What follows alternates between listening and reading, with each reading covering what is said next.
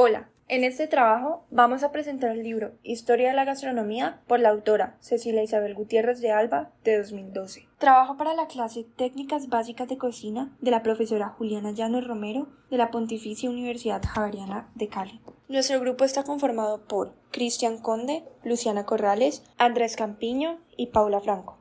Vamos a empezar con una breve introducción sobre qué es la gastronomía. Es el estudio de la relación entre cultura y alimento.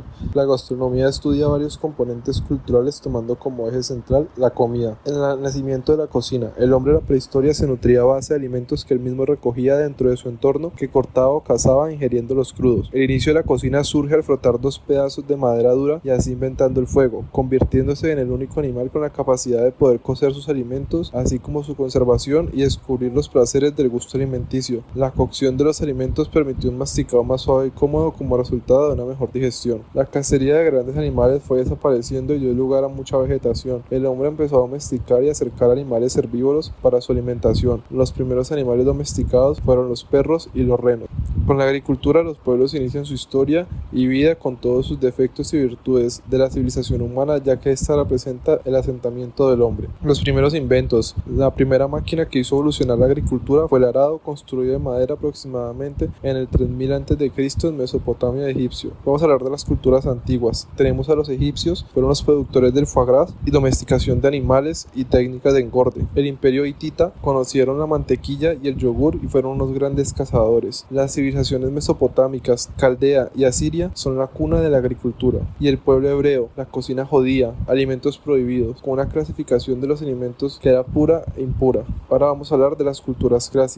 La civilización micénica o creta, inicio de la apicultura, domesticación de aves como palomos, patos, etc. Surge la caza deportiva. La cultura romana, creadores de los grandes banquetes, comidas en excesos, adoptan nuevos ingredientes en su cocina, aparece el garum y surgen grandes gastrónomos. Y la cocina de Grecia, donde surgen los 7 cocineros, las comidas más refinadas y aparecen los embutidos. La gastronomía medieval se trata de las costumbres culinarias y alimentos relacionados a la época. Aparece el concepto de alimentos refinados y ultraprocesados, que estos eran para la nobleza, mientras los alimentos nativos y más naturales para las clases bajas. La península era rica en cereales, especialmente trigo y cebada. También eran valorados alimentos como el aceite de oliva y el jamón ibérico. España introdujo a la cocina occidental el cultivo de ostras y también la técnica de salazón usada en pescado. El problema de la decadencia del Imperio Romano. Tras la fragmentación de los galorromanos, hispano-romanos e italianos en diversos reinos, las cortes bárbaras introdujeron en parte la suntuosidad de los banquetes de Roma y Bizancio. Constantinopla fue una de las ciudades más grandes y ricas de la cristianidad durante la Edad Media. Esta conservó el cristianismo para el área del Mediterráneo. El Imperio Bizantino empieza el día 11 de mayo del año 330 después de Cristo, jornada memorable en que Constantino fundó Constantinopla e hizo de ella la segunda capital del Imperio Romano. Así, Constantinopla se volvió la nueva Roma. Cuando Roma cayó, Constantinopla tuvo el orgullo de conservar usos romanos que poco a poco se fueron contaminando de orientalismo. La repostería bizantina fue abundante, ocupaban infinidad de maestros dulceros, queseros y grandes artesanos de golosinas perfumadas. La cocina persa. Gracias a la cocina persa, Bizancio, el mundo árabe y Europa entera conocen el helado y la pasta, alimentos que procedían del lejano oriente. En el recetario de la cocina árabe predominaban los potajes, cocidos y estofados. Cocina hispano-árabe. Predominaban los embutidos, albóndigas y pastel de carne. Europa en la Edad Media. Su platillo principal era el lechón asado. El mayor gastrónomo de la época fue Veneciano Fortunato. En esta aparece la primera gran mesa de Occidente. Fue el primer rey cristiano que se sentó a las damas a la mesa. Libros de la Edad Media. Censobi es uno de los textos gastronómicos escritos a mediados del siglo XIV. Es una recopilación de múltiples copias y lectores. La cocina conventual es un estilo culinario que desarrolló dentro de los monasterios y conventos a lo largo de la historia. Con sus reglas y costumbres específicas influyeron profundamente en la forma de preparar y consumir alimentos. El Renacimiento en Italia comenzó en el siglo XIV. En este se popularizó el uso del tenedor. Los italianos aportaron la diferencia entre el aguardiente, que pasó de ser medicamento a una bebida de gran demanda. En Francia aparece una importante personaje, Catarina de Medici, que fue clave para la evolución de la culinaria francesa. Introduce en Francia el aceite toscano. También impuso la moda de que los caballeros coman con las damas en la misma mesa. Comenzamos con la unidad 5. Nos centramos en 3 pilares de la cocina europea: Francia, Italia e Inglaterra. Italia es conocida por su diversidad regional y el uso de ingredientes frescos, con platos que han dejado una huella imborrable en la gastronomía mundial,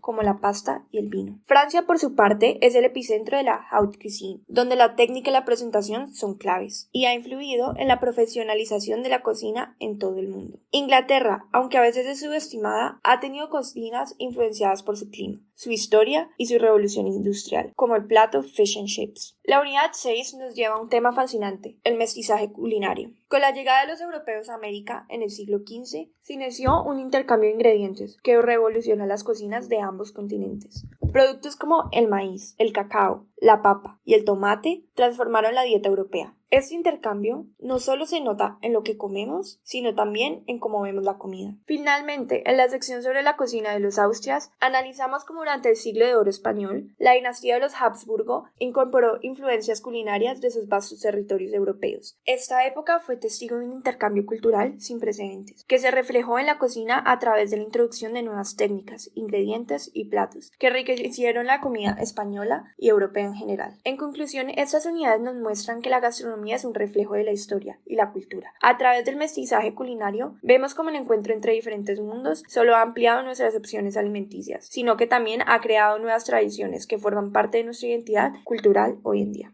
A continuación, hablaremos de la edad contemporánea en lo que a gastronomía se refiere. Ha de mencionarse que fue predominante la influencia de referentes franceses como tal para el desarrollo refinado de las artes culinarias hasta entrados del siglo XX. Así pues, durante el siglo de oro de la cocina francesa en Francia, entre finales de 1700 y finales de 1800, a través de ciertos personajes galos, fue donde se dieron y quienes aportaron las bases precursoras de la gastronomía y la restauración moderna tradicional. Se mencionarán 5 grandes chefs y gastrónomos en la edad contemporánea y otros 4 que tienen su influencia en el periodo de la Bella Época o Belle Époque. Todos estos chefs no solo empezaron a profesionar y darle prestigio al trabajo obrero del chef, sino que a su vez empezaron a desarrollar la literatura gastronómica con un valor antes nunca visto, y con ello se empezó a formalizar el prestigio de la gastronomía francesa y su predominancia en la historia contemporánea. Raymond de la Reynière, quien será recordado como un ilustre gastrónomo perfecto, es quien entendió que tras la Revolución Francesa también se empezaba a gestar una revolución culinaria y debía ser quien le enseñara a las nuevas generaciones de burgueses a comer y que la comida tuviera principios como la sencillez, la delicadeza y la ricura. Charles-Maurice de Talleyrand fue otro ilustre gastrónomo conversador, crítico de la cocina que mediante el ofrecimiento de banquetes y al ser un anfitrión apetecido por tener como empleados a chefs importantes para la época, le heredó aportaciones a la culinaria francesa como la salsa a la Talleyrand. Brillat Savarin aportó a la literatura gastronómica de la historia de la alimentación humana y podría ser considerado tanto un filósofo de la cocina como un cocinero teórico y como un artista, ya que planteó unas bases serias para considerar la existencia de un lenguaje culinario cargado de creencias, ideas, normas y teorías. Con obras como Fisiología del gusto, se convirtió en el primer tratadista gastronómico y se consideró a la culinaria como una de las bellas artes. Al apoyarse en las ciencias, fue quizás el primero en adoptar un paradigma cientificista y multidisciplinar de la cocina y el arte gastronómico. Por su parte, Antoine Carême renovó el arte de la gastronomía desde el servicio hasta el emplatado y la estética de los servidos, llegando a mezclar arte y arquitectura en un mismo concepto. Se menciona que Carême fue quien dio inicio a las bases de la gastronomía francesa y elevó la categoría de los cocineros a artistas. Joseph Berchoux igualmente aportó al campo culinario y a la literatura. De hecho, fue quien introdujo la palabra gastronomía al vocabulario francés. Es conocido como un poeta de la cocina, ya que era uno de los tópicos que más trabajaba, haciendo hablar a los platillos en sus letras. La Bella Época fue un periodo de transición entre el siglo XVIII y XIX, donde los grandes chefs o maestros y los restaurantes de prestigio empezaron a aumentar. Fue una época de revoluciones de la ingeniería, donde brilló la genialidad, la dedicación y se empezaron a plantear los protocolos en las cocinas que hasta hoy son vigentes. En este periodo aparecen nombres como François-Nicolas Appert, quien inventó las conservas y con ello el método Appert, que posibilitó nuevas formas de interactuar con los alimentos y preservarlos. Por su parte, Benjamin Delessert fue un pionero de la industrialización y producción de la sacarosa de remolacha, ingrediente que pasó a ser importante para la gastronomía francesa. Auguste Escoffier, a lo sumo, juntó 5000 recetas en sus libros y fue quien planteó las características ideales de un cocinero desde su limpieza hasta sus hábitos. Además, introdujo la división de las cocinas en brigadas, cocina fría, cocina caliente y repostería, incrementando la eficiencia. Prosper Montaigne fue otro chef que aportó a la literatura culinaria francesa y fue uno de los primeros en plantear la relación entre la nutrición y la cocina. Ahora bien, hablar de la gastronomía en el siglo XX implica hablar de nuevas evoluciones, de jerarquía de restaurantes y restauradores, de competencia y especialmente de vanguardismo. El siglo XX es cuando nació la guía Michelin y fue la precursora de la clasificación de la calidad de hoteles, restaurantes y servicios para aconsejar a los turistas europeos. Lo importante de esta guía fue que empezó a exigirle mayor importancia a la creatividad, al buen servicio y a los detalles. Maurice Edmond Celan, conocido por su seudónimo como Kronowski, era a su juicio un gastronómada, porque no solo viajó y conoció gran parte del territorio francés y sus culinarias, sino que además escribió vastamente sobre una Francia gastronómica en 28 volúmenes. Fernand Point igualmente sentó nuevas bases para un chef, pero más que creatividad y construcción de platillos refinados, mencionó la importancia de tener cercanía con los comensales y no solo estar estático dentro de las cocinas. La nueva cocina o Nouvelle Cuisine implicó un movimiento de una renovación dentro de las cocinas, ya que la creatividad sola no bastaba. Las cocinas desde entonces necesitan multidisciplinaridad y hacer uso de diversas técnicas y métodos de otras culturas para enriquecerse, pero en esencia un principio fundamental fue la ligereza, entre otros formulados por el chef Alain Sanders, aunque más que una vanguardia llamativa fue una moda pasajera. Chefs como Paul Bocuse, Michel Gérard, Jean y Pierre Trois fueron pioneros de respectivas vanguardias que plantearon cocinas nuevas alejadas de las tradiciones y normas de la época bella, unas cocinas atrevidas, multiculturales en sus técnicas y conscientes del valor de la nutrición. Alain Ducasse es quizás el líder de la revolución del siglo XX al aportar nociones de simpleza, sutileza, livianidad, transparencia y realce de aromas y colores. No obstante, el referente más afamado ha sido Ferrat Adrià, quien ha de ser el artista más relevante de la cocina en los últimos años y el mejor chef de España. Sus mejores años de creación los consiguió dirigiendo la cocina del Bulli, en la cual alcanzó las 3 estrellas Michelin. La idea de la cocina de Adrià implica sorprender y tener sabores únicos, con tal sencillez pero llevada a la extrema complejidad. Todos los anteriores chefs destacaron por hacer parte de los movimientos y vanguardias de la nueva cocina y aportaron a sus desarrollos. Se reconoce así pues la importancia de la cocina de autor, atrevida, multicultural y multitécnica, donde la creatividad y la ciencia fueran ejes movilizadores de la innovación. La cocina molecular elevó a la gastronomía a otro nivel por medio de las técnicas apoyadas en la ciencia, en la ingeniería y bioquímica de los alimentos. La posibilidad de sabores, texturas y experiencias se ampliaron. Finalmente, otras culturas gastronómicas empezaron a desarrollar, como la fast food, la slow food y la cocina IBO, las cuales también han sentado aportes a todo el mundo de la gastronomía y de los alimentos. En conclusión, hablar de la cocina implica hablar de la historia de la humanidad y de los cambios sociales a lo largo de la misma, que se traducen en culturas gastronómicas que evolucionan con el tiempo, apoyadas en los cambios tecnológicos y en la creatividad de los individuos, especialmente de los cocineros y los grandes gourmets.